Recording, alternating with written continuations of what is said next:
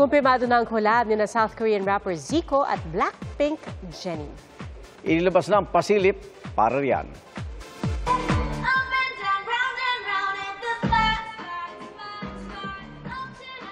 Nakaset na ngayong Abril ang release ng digital single ni Zico na Spot, kung saan featured si Jennie.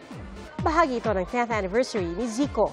Ay sa isang Korean news outlet, makasama rin si Jennie sa music video ng kanta. Pero hindi pa ito kinukumpirma ng agency ni Zico. Mga kapuso, sama-sama tayong maging saksi.